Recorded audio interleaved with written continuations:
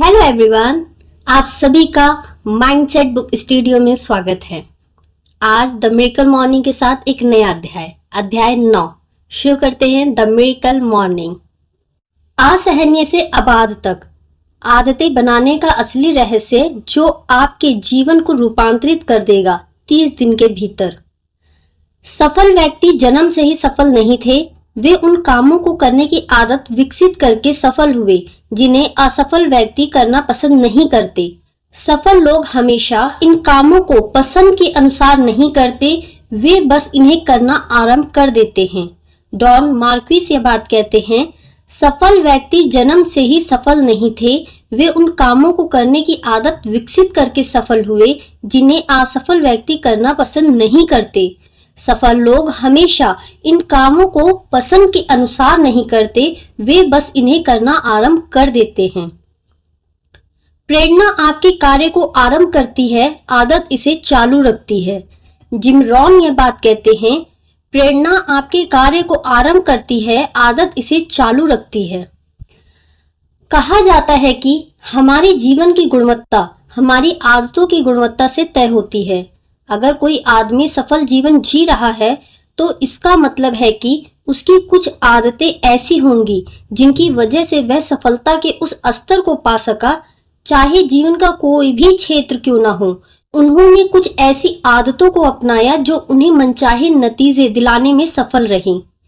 हमारी आदतें ही हमारा जीवन बनाती है। इस बात को ध्यान में रखते हुए तर्क दिया जा सकता है कि अपनी आदतों को साधना और बस में करना ही ऐसा कौशल है जो आपके लिए सबसे अधिक मायने रखता है। आपको जीवन में मनचाहे नतीजे पाने के लिए ऐसी आदतों को पहचान कर लागू करते हुए लगातार बरकरार रखना होगा। इसके साथ ही उन नकारात्मक आदतों को छोड़ना भी सीखना होगा जो आपको आपकी सच्ची संभावना तक जाने से रोक रही है। आदतें ऐसा व्यवहार है जो नियमित रूप से लगातार दोहराई जाती हैं और आप अनजाने में ही इन्हें पालते रहते हैं। चाहे आपको एहसास हो या ना हो, आपका जीवन आपकी आदतों से ही बना है और लगातार बनता रहेगा। यदि आपने आदतों को बस में नहीं किया तो ये आपको अपने बस में कर लेंगी। दुर्भाग्य से अगर आप हम में से अधिकतर लोगों की तरह हैं, आपको कभी नहीं सिखाया गया कि आप सफलतापूर्वक सकारात्मक आदतों को कैसे सीख सकते हैं। कोई भी ऐसा स्कूल नहीं है जिसमें आदतें सिखाने की कक्षा लगती हो। ऐसा होना चाहिए। यह कोर्स आपके जीवन की गुणवत्ता और सफलता के लिए किसी भी दूसरे कोर्सों की तुलना में कहीं अधिक महत्वपूर्ण होगा, क्योंकि अधिकतर लोग कभी भी अपनी आदतों को बस में रखना नहीं सीखते, इसलिए वे उन्हें बार बार नियंत्रित करने में असफल ही होते हैं। मिसाल के लिए आप नए साल के संकल्प को ले सकते हैं। आदत असफल होना, न्यू ईयर रेजोल्यूशन NRY, नए वर्ष के संकल्प। प्रतिवर्ष लाखों लोग सोच समझकर अपने लिए नए वर्ष के संकल्प तय करते हैं, परंतु उनमें से 5% भी उनका पालन नहीं कर पाते। एक NRI भी सुबह उठने के अभ्यास की तरह ही एक सकारात्मक आदत ही है जो आप अपने जीवन में शामिल करना चाहेंगे। या धूम्रपान करने या सिगरेट पीने जैसी नकारात्मक आदत है जिससे आप पीछा छुड़ाना चाहेंगे। जब भी NRI की बात आती है तो आपको यह जानने के लिए किन्हीं आंकड़ों की आवश्यकता नहीं है। लोग जनवरी बीतते ना बीतते हाथ खड़े कर चुके होते हैं। हो सकता है कि आपने स्वयं यह सब देखा हो।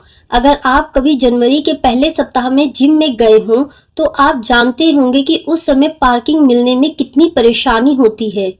चारों ओर लोगों के वाहनों की भरमार होती है और वजन घटाने और नए वर्ष का संकल्प निभाने के लिए प्रतिदिन जिम आते हैं। हालांकि अगर आप महीने के अंत में जिम गए हों तो आप देखेंगे कि आधे से ज्यादा पार्किंग लॉट खाली होंगे। अधिकतर लोग अपनी नई आदतों के साथ कोई तयशुदा रणनीति नहीं जोड़ पाते और यही वजह है कि उनमें से अधिकतर लोग असफल हो जाते हैं। प्रसन्न, स्वस्थ और सफल रहने से जुड़ी आदतों को लागू करना और बनाए रखना इतना कठिन क्यों है? पुरानी आदतों की लत बदलाव दुखदाई है।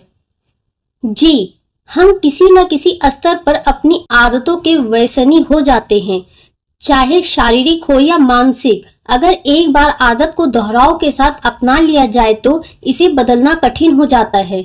ऐसा तब होता है जब आपके कोई प्रभावी और प्रामाणिक रणनीति नहीं होती। अधिकतर लोग नई आदतें बनाकर उन्हें कायम नहीं रख पाते। उसकी एक वजह यही है कि वे नहीं जानते कि उन्हें क्या अपेक्षा रखनी है और उनके पास जीत की कोई रणनीति नहीं होती। एक नई आदत बनने में कितना समय लगता है? आप जो आलेख पढ़ें या जिस विशेषज्ञ को सुने, उसके आधार पर आपको कुछ ऐसे साक्ष्यों को जानने का अवसर मिलेगा कि आप एक सम्मोहन सत्र, 21 दिन या फिर 3 माह में अपने जीवन में एक नई आदत अपना सकते हैं या किसी पुरानी आदत से छुटकारा पा सकते हैं। 21 दिवसीय लोकप्रिय मिथ 1960 में प्रकाशित पुस्तक psycho cybernetics and new way to get more living out of life से लिया गया है, जिसे cosmetic surgeon doctor Maxwell Maltz ने लिखा था। उन्होंने पाया कि विकलांग लगभग 21 दिन में अपने अंग भंग के साथ समझौता कर लेते हैं। उन्होंने तर्क दिया कि लोगों को जीवन में प्रमुख आदतें अपनाने में 21 दिन का समय लगता है। कुछ लोग कहेंगे कि किसी आदत को सही मायनों में स्वचालित भाव में आने में कितना समय लगता है, यह भी उस आदत की कठिनता पर निर्भर करता है। मेरे निजी अनुभव और सैकड़ों ग्राहकों की कोचिंग अनुभवों से यह निष्कर्ष मिला है कि आप किसी भी आदत को 30 दिन में बदल सकते हैं, बस आपकी रणनीति सही होनी चाहिए।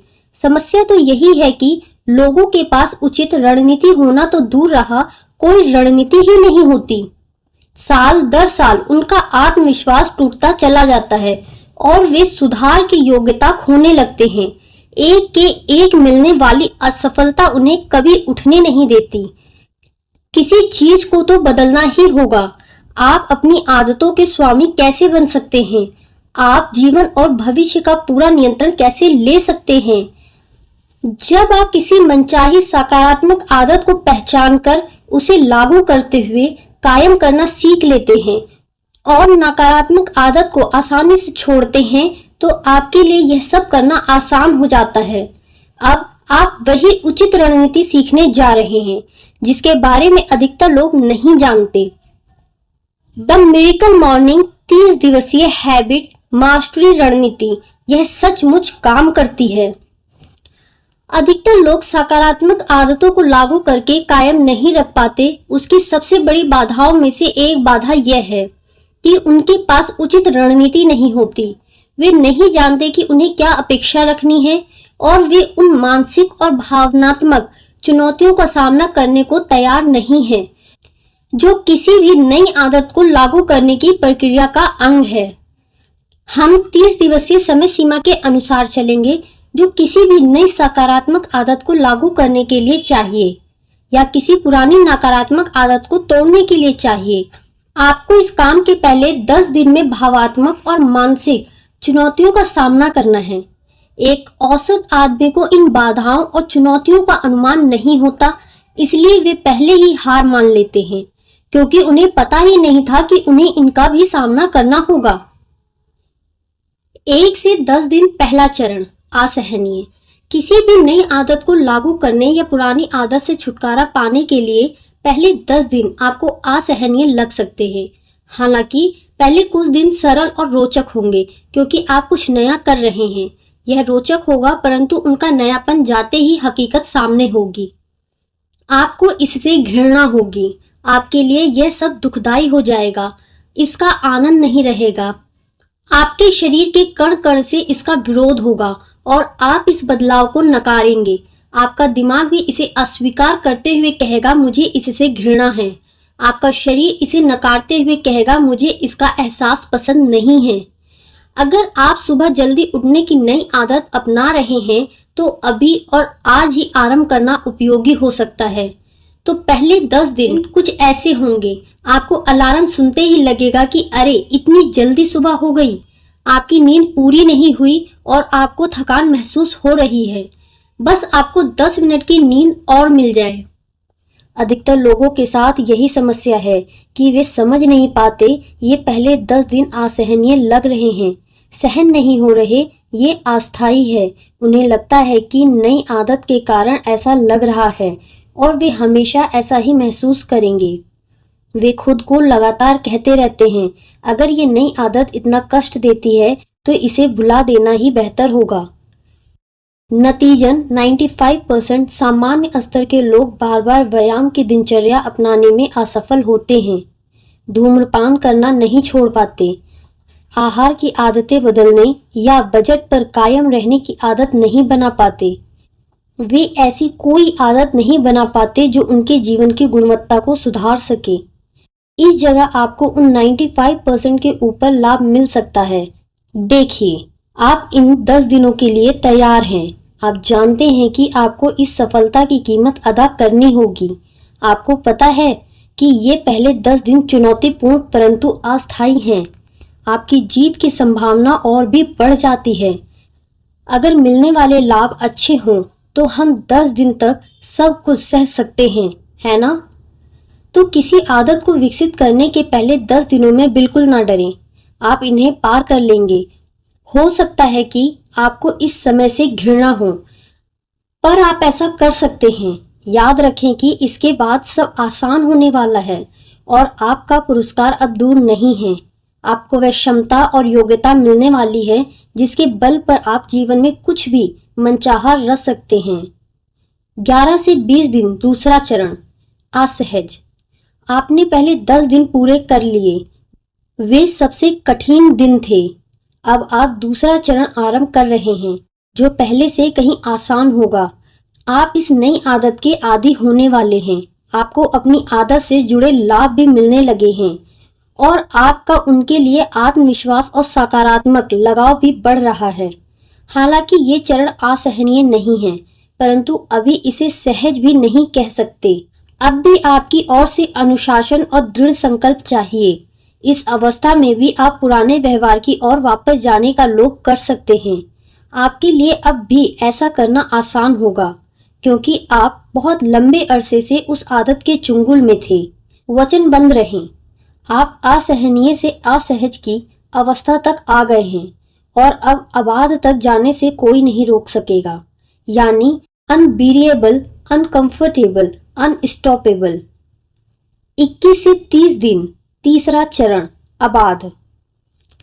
जब आप आखिरी 10 दिनों में कदम रखते हैं तो कुछ लोग इस जगह आकर भी एक ऐसी भूल कर जाते हैं जो उनके लिए हानिकारक हो सकती है।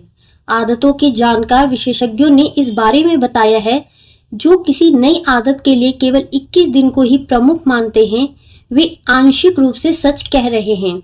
नई आदत बनने में 21 दिन ही लगते हैं, यानी पहले 2 चरणों में नई आदत बन जाती है, परंतु तीसरे चरण की मदद से इस आदत को लंबे समय तक बनाए रखने के योग्य बनाया जाता है। आखिरी 10 दिन में आप सकारात्मक रूप से नई आदत के साथ अपना सकारात्मक जुड़ाव पैदा कर सकते हैं। पहले आपने पूरे 20 दिन तक इस आदत से बेचैनी, असहजता और परेशानी को जोड़े रखा। अब आपको अपने पर गर्व होगा कि आप इसके साथ इतनी दूर तक आ गए हैं। तीसरा चरण वास्तविक रूपांतरण का चरण है। यह नई आदत की आपकी पहचान का हिस्सा बनने जा रही है। आप जो बनना चाह रहे हैं और आप जो बन रहे हैं, यह उनके बीच के अंतराल को लांघ रही है। आप स्वयं को ऐसे व्यक्ति के रूप में देखेंगे जो इस आदत को जी रहा है। सुबह जल्दी उठने के उदाहरण पर वापस आते हैं। आपकी पहचान थी, मैं एक मॉर्निंग पर्सन नहीं हूँ, पर इस आदत को अपनाने के बाद आप स्वयं को मॉर्निंग पर्सन मानने लगते हैं। अलार्म की आवाज से घबराने की बजाय आप बड़े उत्साह से सुबह उठते हैं और अपना काम करते हैं, क्योंकि आप पिछले 20 दिन से ऐसा ही करते आ रहे हैं। आपको अब इस आदत के लाभ दिखने लगे हैं। बहुत से लोग जरूरत से ज्यादा आत्मविश्वास में आ जाते हैं और उन्हें लगता है कि आदत तो 20 दिन में बन ही गई है, अब हम कुछ दिन छुट्टी ले सकते हैं। समस्या यह है कि ये 20 दिन आपके लिए चुनौती से भरे थे। अगर आपने इसे सकारात्मक रूप से अपने साथ जोड़ने से पहले ही अपने से अलग किया तो आपके लिए पटरी पर वापस आना कठिन होगा। तीसरे चरण में आप आदत का सही मायनों में आनंद ले पाते हैं, जिससे यह भविष्य में भी जारी रहती है। पर मुझे तो दौड़ने से नफरत है। मैं तो दौड़ना पसंद नहीं करता, मुझे इससे नफरत है। मैं इसे किसी भी हाल में नहीं कर सकूंगा। ओहो, छोड़ो भी हेल। हम फ्रंट रो फाउंडेशन के लिए पैसा जुटाने के लिए यह सब कर रहे हैं। जॉन बर्गॉफ ने मुझे समझाया, देखो, मुझे लगता था कि मैं भी मैराथन नहीं कर सकता, पर एक बार अपने आप से वादा कर ले तो काम हो ही जाता है। और मैं बता रहा हूँ, यह सचमुच जीवन को बदल देने वाला अनुभव होगा। मैं इस बारे में सोच कर बताता हूँ, मैंने कहा। जॉन को यह जवाब देकर मैंने उसे कुछ समय के लिए टाल दिया। आप मुझे गलत ना समझें, मुझे फाउंडेशन के कामों से पूरा सरोकार है और मैं पिछले अनेक वर्षों से उनके काम के लिए चंदा भी देता आ रहा हूँ। पर मैराथन में भागने के बजाय चेक लिखना कहीं आसान था। जब तक कोई मेरा पीछा न कर रहा हो, तब तक मेरे मन में भागने का ख्याल नहीं आ सकता था। हाई स्कूल से निकलने के बाद मैंने कभी किसी तरह की दौड़ में हिस्सा नहीं लिया और उससे पहले भी केवल पीटी कक्षा के लिए ही भागता था। वैसे भी 20 वर्ष की आयु में जांग और नितंब की हड्डी टूटने के बाद हमेशा टांग पर अधिक दबाव देने से डरता रहा। दरअसल जब भी स्नो स्कीइंग के लिए जाता तो दिमाग में बार बार यही बात आती थी कि मैं उलझ कर गिरूंगा। मेरी जांग में लगी स्टील की रॉड चमड़ी फाड़ कर बाहर आ जाएगी। यह एक भयंकर सोच थी, पर इसके साथ ही यह डर भी था कि अंग भंग होने के बाद फिर कभी चलने का अवसर ना मिल पाता। जॉन से बात होने के बाद एक सप्ताह बाद मेरी एक कोचिंग ग्राहक कैटी फिगर हंट ने अपना दूसरा मैराथन पूरा किया और मुझे इस एहसास के बारे में बताते हुए कहा, अरे यह तो कमाल था, अब तो लगता है कि मैं कोई भी काम कर सकती हूँ। उन दोनों के उत्साह से भरी बातें सुनने के बाद मैंने मन में सोचा कि शायद अब समय आ गया है, मुझे अपनी सीमित सोच से बाहर आना होगा कि मैं एक धावक नहीं बन सकता। मुझे दौड़ना आरंभ करना होगा। अगर जॉन और कैटी ऐसा कर सकते हैं तो मैं भी कर सकता हूँ, और मैंने यही किया। अगली सुबह मैंने मैराथन के पहले मील तक दौड़ने का निर्णय लिया। मैंने अपने बास्केटबॉल जूते पहने और घर के बाहर निकला। मैं बहुत उत्साहित था। आपको याद है ना, नई आदत के पहले कुछ दिन में उत्साह बना रहता है। मैं पूरी तरह से उत्साहित, प्रेरित व प्रोत्साहित था। जो ही मैं फुटपाथ से सड़क पर आया, मेरे टखने में मोच आ गई और मैं फुटपाथ पर पड़ा दर्द से करहाने लगा। मैंने सोचा, हर काम की एक वजह होती है। आज का दिन इस काम के लिए सही नहीं था। मैं कल फिर से कोशिश करूंगा। मैंने ऐसा ही किया। 30 दिन असहनीय से अबाध तक। अगले दिन मैंने औपचारिक रूप से मैराथन प्रशिक्षण आरंभ किया। यह उत्साह कुछ ही ब्लॉक तक रहा। इसके बाद शरीर में होने वाले दर्द ने याद दिलाया कि मैं एक धावक नहीं था। मेरे नितंबों में दर्द हो रहा था, हड्डी में सूजन आ गई, पर मेरा संकल्प दृढ़ था। मैंने 1 मील की दुखदायक दौड़ पूरी की, पर ऐसा लगा कि मुझे किसी मदद या योजना की जरूरत थी। मैंने बुक स्टोर जाकर अपने लिए एक बढ़िया किताब ली, the non runners marathon trainer David Whitsett. अब मेरे पास एक योजना थी। दिन 1 से 10। दौड़ के पहले 10 दिन शारीरिक और मानसिक तौर पर पीड़ादायक और चुनौतीपूर्ण थे। हर रोज अपने ही दिमाग में जंग लड़नी पड़ती थी और मेरे भीतर से औसत का सुर कहता था कि इसे छोड़ने में ही भलाई है, पर ऐसा नहीं था। मैंने स्वयं को याद दिलाया, वह करो जो आसान नहीं है। मैं लगातार दौड़ता रहा। मैं अपने वचनों पर अटल था। दिन 11 से 20 ये दिन कुछ कम पीड़ादायक रहे। अब भी दौड़ लगाना पसंद नहीं था, पर अब इससे घृणा भी नहीं रही। जीवन में पहली बार मैं रोज भागने की आदत बना रहा था। कार चलाते हुए लोगों को दौड़ते देखता था तो अजीब लगता था, पर अब यह सब इतना भयावह नहीं रहा था। लगभग 2 सप्ताह तक प्रतिदिन दौड़ने के बाद मुझे सुबह उठकर दौड़ने जाना सामान्य लगने लगा। मैं अपने वादे पर अड़ा हुआ था। दिन 21 से 30 21 से 30 दिन आनंददायक थे। मैं लगभग भूल चुका था कि मुझे दौड़ने से नफरत थी। मैं सुबह उठकर अपने दौड़ने वाले जूते पहनता, जी मैंने भी खरीद लिए थे, और कई मील तक दौड़ लगाता। मन में चलने वाली जंग शांत थी और अब मैं दौड़ते हुए सकारात्मक अभिकथन सोचता या फिर आत्म सुधार से जुड़े ऑडियो सुनता। केवल 30 ही दिन में मैंने अपनी इस सीमित सोच से मुक्ति पा ली कि मैं दौड़ नहीं सकता था। मैं वह बन रहा था जो मैंने लाखों वर्षों से कभी कल्पना तक नहीं की थी। मैं एक धावक बन रहा था। शेष कथा आजादी के 52 मील। दौड़ने की आदत बना के 30 दिन बाद ही मैं अपने जीवन के 50 मील की दौड़ आरंभ कर चुका था। आप जानते हैं कि मुझे यह काम कभी कितना अजीब और असुखद लगता था। मैंने जॉन को कॉल किया, उसे भी जानकर अच्छा लगा। वह हमेशा मेरा उत्साह बढ़ाया करता। उसने मुझे एक चुनौती दी और उसे पता था कि मेरी उस भावात्मक अवस्था में मैं उसकी चुनौती को कभी इनकार नहीं कर सकता था। तुम अल्ट्रा मैराथन में हिस्सा लो। अगर तुम 26 मील दौड़े हो तो 52 मील भी दौड़ सकते हो। केवल जॉन ही ऐसा तर्क दे सकता था। मैं इस पर गौर करूंगा। इस बार जब मैंने जॉन से कहा कि इस बारे में विचार करूंगा तो मैं उसे टाल नहीं रहा था। मैं लगातार 52 मील की दौड़ के बारे में सोचना चाहता था।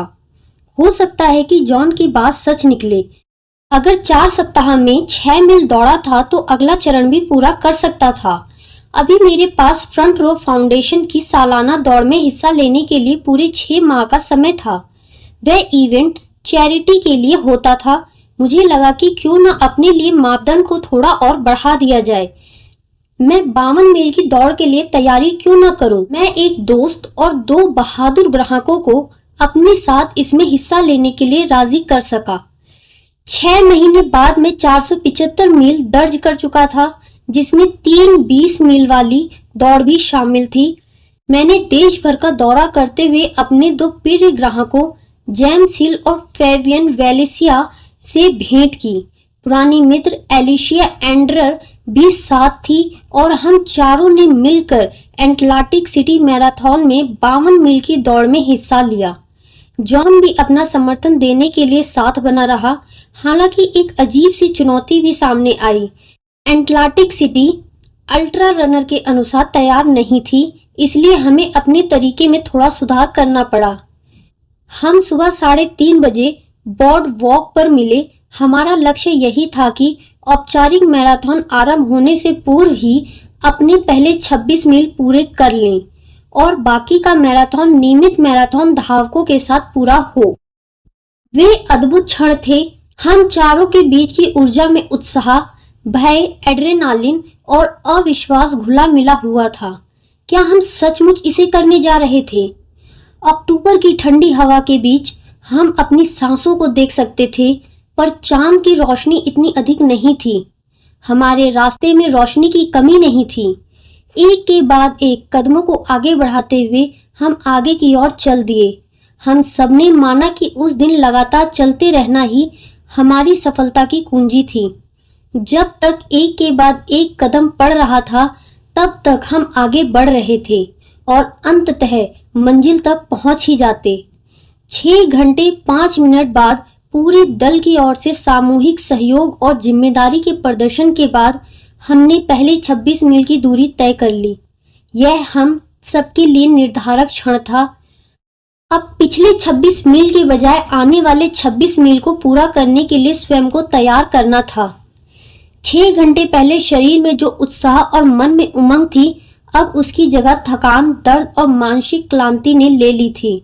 हम जिस शारीरिक और मानसिक अवस्था में थे, हमें लग ही नहीं रहा था कि यह काम हमने किया था, पर हमने ही तो किया था। शुरुआत से 15.5 घंटे बाद जेम्स, फेबियन, एलिसिया और मैंने एक साथ 52 मील की दूरी तय की। एक बार में एक कदम आगे रखते हुए, आगे बढ़ते हुए हम भागे, हमने जॉग किया, हम चले, हम लंगड़ाए और फिनिश लाइन के पास आते आते तो रेंगने की नौबत आ गई थी। उस लाइन के दूसरी ओर आजादी थी। ऐसी आज़ादी जो कोई भी आपसे कभी छीन नहीं सकता था। यह अपनी ही लगाई पाबंदियों से आज़ादी थी। हालांकि हमारे प्रशिक्षण के दौरान हमें इतनी क्षमता दे दी गई थी, पर मन मानने को तैयार नहीं था कि हम ऐसा कर सकेंगे। हम अपने ही संदेह के दायरे में कैद थे। ज्यों ही हमने फिनिश लाइन पार की, हमने स्वयं को अपने भय, आत्मसंदेह और अपनी लगाई पाबंदियों से आज़ाद कर लिया। उसी क्षण मुझे लगा कि आज़ादी का यह उपहार कुछ चुने हुए लोगों के लिए नहीं है। हम सभी अपने आरामदायक घेरे से बाहर आने की चुनौती ले सकते हैं। अपनी क्षमता का विस्तार करते हुए उससे कहीं ज़्यादा कर सकते हैं जो पिछले समय से अब तक करते आए हैं। यही सच्ची आज़ादी है। क्या आप सच्ची आज़ादी पाने के लिए तैयार हैं? The miracle morning 30 day life transformation challenge नामक अगले अध्याय के बल पर आप अपने पर लगाई बाधाओं और सीमाओं से उबर सकेंगे और पूरी गति से अपने जीवन से वह मनचाहा पा सकेंगे जिसके पूरे होने के बारे में कभी सोचा तक नहीं था। द मिरेकल मॉर्निंग जीवन को बदल देने वाली एक दैनिक आदत है और अधिकतर लोग पहले ही दिन से इसे पसंद करने लगते हैं। आपको भी इसके लिए पूरे 30 दिन का समय देना होगा ताकि आप इसे आजीवन साथ रहने वाली आदत में बदल सकें। इसके लिए आपके भीतर से एक दृढ़ संकल्प की आवश्यकता होगी। 30 दिन के दूसरी ओर आप हैं। आप उस व्यक्ति के रूप में सामने होंगे जो आप इस जीवन में बनना चाहते थे। सच में इससे अधिक रोचक और उत्तेजक और क्या हो सकता है। यह अध्याय यहीं समाप्त होता है। Thank you for listening. कल फिर मिलेंगे एक नए अध्याय के साथ।